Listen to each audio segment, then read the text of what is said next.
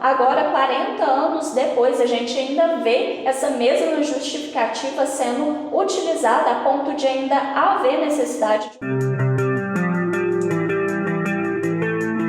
Olá pessoal, meu nome é Rayane Duarte e esse é o Paralelo Meridiano. Sejam todos muito bem-vindos. No vídeo de hoje nós iremos falar um pouco sobre a situação da violência contra a mulher, com ênfase aí no último ano, um ano de pandemia. Eu trouxe alguns recortes, alguns casos que foram repercutidos pela mídia recentemente. Eu vou abrir o vídeo falando um pouquinho sobre eles. Ana Márcia Gomes Santiago, uma mulher de 41 anos, ela foi assassinada em novembro do ano passado pelo marido dentro de casa em Belo Horizonte.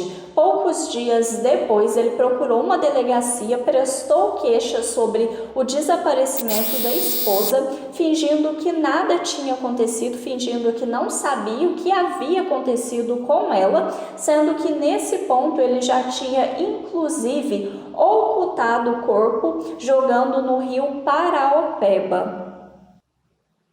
Outro caso que também teve aí uma repercussão bem grande foi o da juíza Viviane Vieira do Amaral Arronese, de 52 anos. A juíza ela foi assassinada no Rio de Janeiro em uma via pública pelo ex-marido na frente das 3 filhas que são crianças. Esse crime ele aconteceu na véspera de Natal do ano passado e até então a juíza Viviane ela estava levando as filhas para que elas pudessem passar o Natal com o pai, que foi aí o assassino, quem desferiu em via pública em uma rua diversas facadas no rosto da vítima. Outro caso que também repercutiu bastante e que também aconteceu no Rio de Janeiro foi o da jovem de 24 anos, Bianca Lourenço. A Bianca, ela meio que desapareceu, ela não desapareceu, ela foi tirada à força pelo ex-namorado, que também é traficante de um churrasco, e eles haviam terminado há pouco tempo e eles já vinham aí de uma relação de muita violência, e a partir disso começou toda uma suspeita de que ela havia sido assassinada. Dias depois o corpo dela apareceu boiando, flutuando em uma praia no Rio de Janeiro, completamente mutilado, e ela só foi reconhecida devido às tatuagens.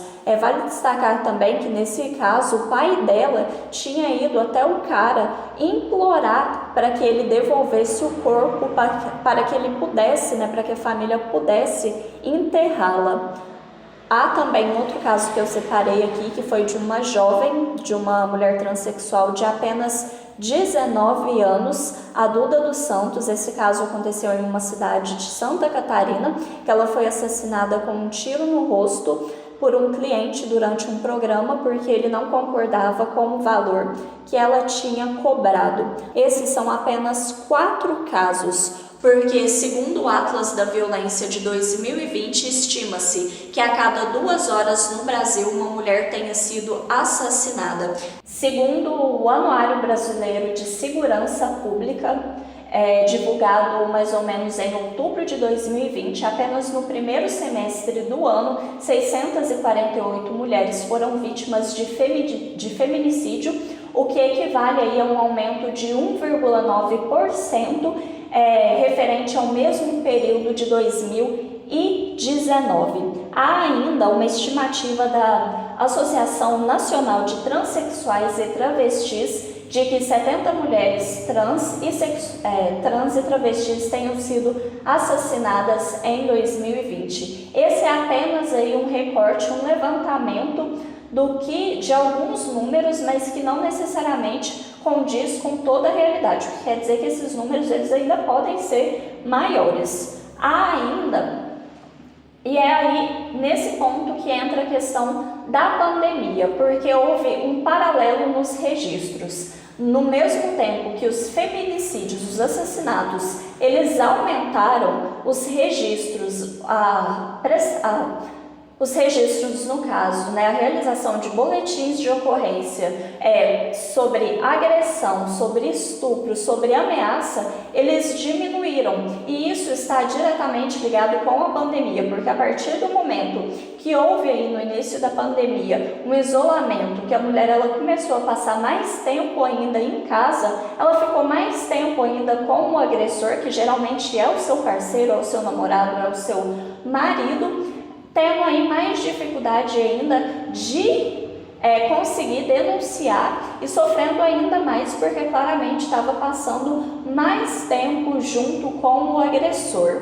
Além disso, há ainda um outro fator que deve colaborar ainda mais para o aumento da violência contra a mulher, é que recentemente a compra e o uso de armas foi ainda mais flexibilizado pelo presidente da República, Jair Bolsonaro, que alterou alguns decretos em fevereiro desse ano. Um deles é mudando de 4 para 6 armas, que no caso um cidadão pode adquirir. Alguns estudos já apontam que essa liberação, esse aumento de armas deve sim interferir na violência contra a mulher, aumentando ainda mais esses índices. E quando se fala em índices de que as denúncias elas diminuíram, mas os feminicídios aumentaram, a gente traz aí uma triste realidade de que muitas mulheres não tiveram nem a chance de denunciar, chegando aí apenas para virar um registro de óbito. Não houve aí nenhuma situação anterior a isso de uma oportunidade de prestar queixa.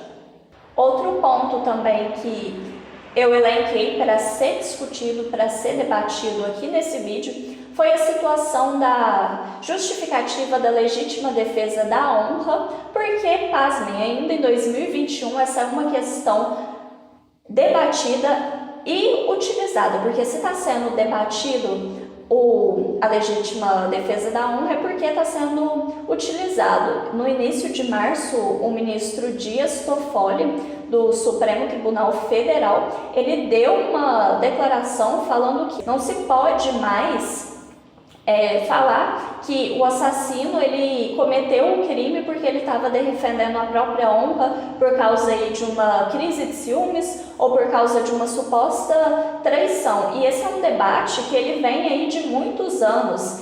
Já não era nem para estar sendo utilizado essa justificativa. Na década de 70, 80, o movimento feminista trouxe a campanha Quem Ama Não Mata, que até então ela eclodiu por causa de alguns assassinatos, entre eles o da socialite Ângela Diniz, porque naquela época estava sendo justificado que o assassino tinha matado porque ele estava defendendo a sua honra. Agora, 40 anos depois, a gente ainda vê essa mesma justificativa sendo utilizada a ponto de ainda haver necessidade de um ministro falar que isso é inconstitucional, que não pode utilizar essa justificativa. Bom, e se falando sobre assassinatos, sobre feminicídios, fica aí a dúvida, né? Porque algumas pessoas não conseguem diferenciar o feminicídio de um homicídio simples. O feminicídio ele é enquadrado quando a mulher ela é vítima por causa de uma questão de gênero, por causa do seu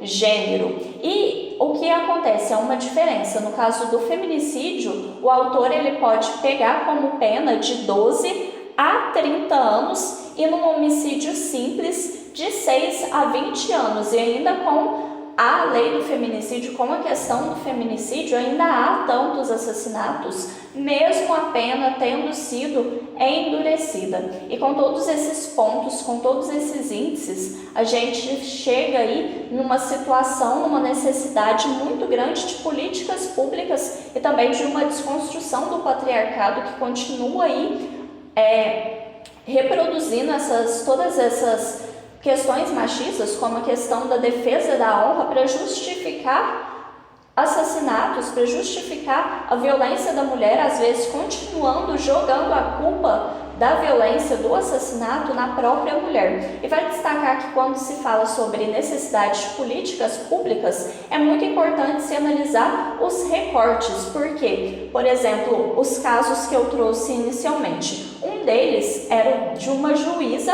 que teve a oportunidade de denunciar, ela teve a oportunidade de entrar com uma medida protetiva e ainda assim o cara, ele assassinou ela. Bom, o caso dela, ela teve a condição ainda de tentar ter voz, de denunciar, ela conseguiu denunciar e ainda assim ela foi assassinada. Em compensação, a gente tem aí diversas mulheres que não tiveram nem a chance de denunciar. E também, ainda conforme dados do Atlas de Violência, as principais vítimas da violência contra a mulher são mulheres negras. Então tem que ter todo aí um recorte, porque são necessidades diferentes. Às vezes uma dona de casa que não tem aí nenhum auxílio financeiro, que além de depender emocionalmente do companheiro que está agredindo ela ainda depende totalmente financeiramente daquele agressor. Se ela sair de casa, como que ela vai sair de casa, às vezes com o filho, se ela não tem nenhum lugar para ficar?